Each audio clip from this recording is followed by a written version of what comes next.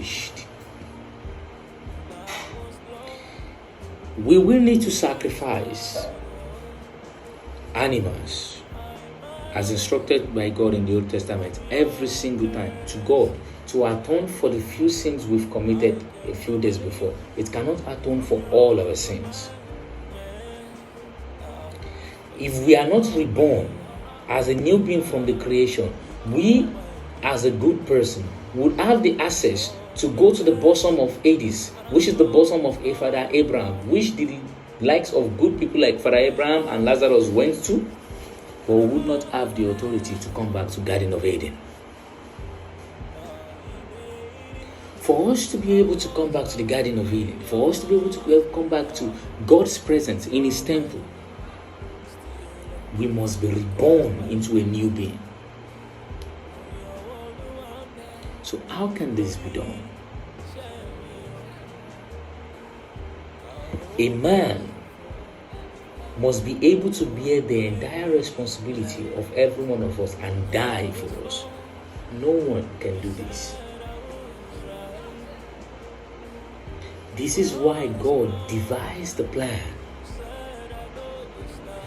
to send down His only begotten Son directly from His own seed, His breath. His spirit came upon came upon Mary. His spirit came upon Mary and created a being.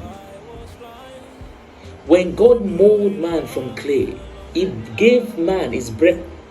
He gave man His breath, and man became alive.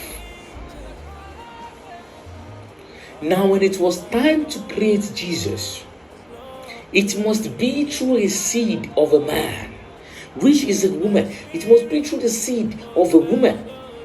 When I say man, like the Bible, you understand, is both man and woman, not just a man. It must be through the seed of a man. In this case, through the seed of a woman. To be a living being, like an human. But it cannot come from the bosom of a man. It cannot come from the intermediary sexual intercourse of man of flesh and woman. So God had to create man twice.